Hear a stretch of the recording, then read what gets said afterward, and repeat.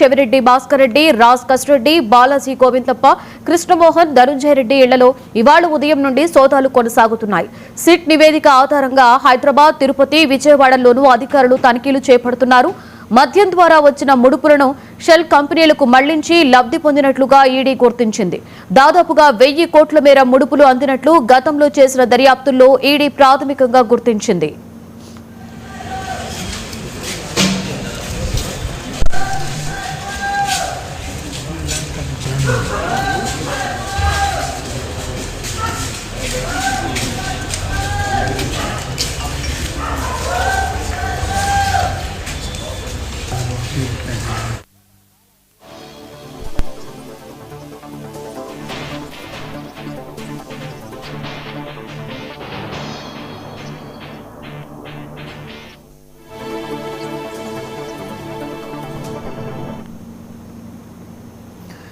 Right, ఇదే అంశం మీద మరింత సమాచారాన్ని మా ఏపీ బ్యూరో చీఫ్ సాంబశివరావు అందిస్తారు. సాంబశివరావు చెప్పండి, ఏంటి లిక్కర్ కేసు నిందితుల ఇళ్లలో మార్నింగ్ నుంచి అటు తిరుపతి, ఇటు హైదరాబాద్ లో ఏకకాలంలో కూడా ఈడీ అధికారులు సోదాలు చేస్తున్నట్లుగా తెలుస్తుంది.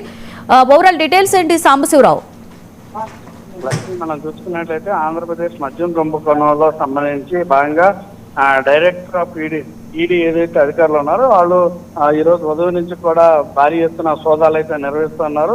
ఈ సోదాల్లో ముఖ్యంగా చెవిరెడ్డి భాస్కర్ రెడ్డి, రాజ్ కస్రెడ్డి, ధనుంజయ రెడ్డి, కృష్ణమోహన్, బాలాజీ గోవిందప్ప ఇళ్లలో విజయవాడ, తిరుపతి, హైదరాబాద్ లో ఉన్నటువంటి ఏదైతే నివాసాలు ఉన్నాయో వాటన్నిటిలో కూడా ఇప్పటికే సోదాలు నిర్వహిస్తున్నటువంటి పరిస్థితి. దీనికి సంబంధించి గతంలోనే వేల కోట్లలో నిధులు ఏదైతే వేల కోట్లలో చేతులు మారినట్టుగా కూడా వారు గుర్తించడం జరిగింది. దానికి సంబంధించి ఛార్జ్ షీట్ కూడా కొంతమేరకు ఇచ్చినటువంటి పరిస్థితి. ఈ క్రమంలోనే ఏకకాలంలో ఏదైతే ఇప్పటివరకు కూడా మద్య కుంభకోణంలో కీలకంగా వ్యవహరించినటువంటి వారు మనీకి సంబంధించి ట్రాన్స్ఫర్ చేసే విధానాల్లో ఏ విధంగా అవకతవకలు జరిగాయని విధానాలకి పాల్పడిన వారు వీళ్ళందరికీ కూడా ఏకసారిగా ఒకేసారిగా వారి ఇళ్లలో సోదాలు అయితే నిర్వహిస్తున్నారు. ఈ రోజు మధ్యాహ్నం నుంచి సాయంత్రం లోపలికి సోదాలు ముగించి వారి పూర్తి వివరాలు అయితే ఈడీ అయితే ప్రెస్ మీట్ ద్వారా చెప్పేటటువంటి అవకాశం అయితే కనిపిస్తోంది. Lakshmi. Right, thank you Sambasivarao.